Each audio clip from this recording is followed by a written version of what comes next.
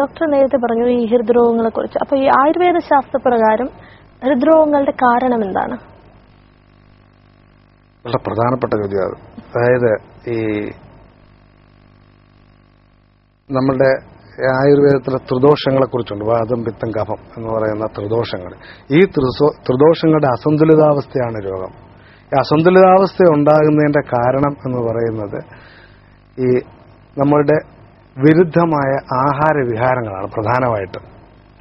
വിരുദ്ധമായ വിഹാരം എന്ന് പറയുന്നത്, വിരുദ്ധമായ ആഹാരം എടുക്കുകയാണെങ്കിൽ നമുക്കറിയാം ഇന്നത്തെ മനുഷ്യന്റെ ആഹാര രീതിയെക്കുറിച്ച് നമുക്കറിയാം. എല്ലാം കൂടുതൽ കൊഴുപ്പ് കലർന്നതും, പിന്നെ നമുക്ക് കഴിക്കാവുന്നതിന്റെ പരമാവധി ആഹാരം, ലിമിറ്റില്ലാതെ ആഹാരം കഴിക്കാം, അമിതമായ ആഹാരം.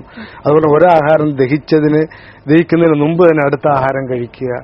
ഇതെല്ലാം തന്നെ വിരുദ്ധമായ ആഹാരത്തിന്റെ രീതിയെക്കുറിച്ച് പറയുന്നത് വയറിന്റെ പകുതി ഭാഗം വരെ ആഹാരം കഴിക്കണമെന്ന് ആയുർവേദത്തിൽ പറയുന്നത്.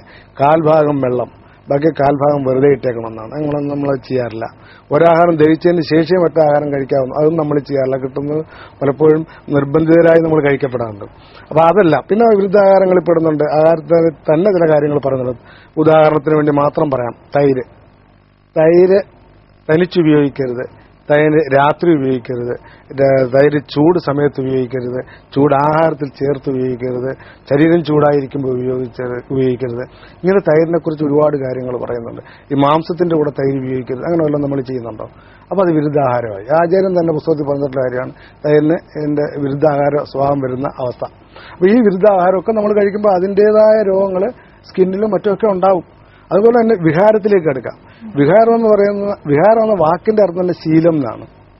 അപ്പൊ ഈ വിഹാരം എന്ന് പറയുമ്പോൾ നമുക്ക് പുകവലി ആവശ്യമില്ലാത്ത ശീലമല്ലേ. അതുപോലെ തന്നെ മദ്യപാനം, അമിതമായ മദ്യപാനം.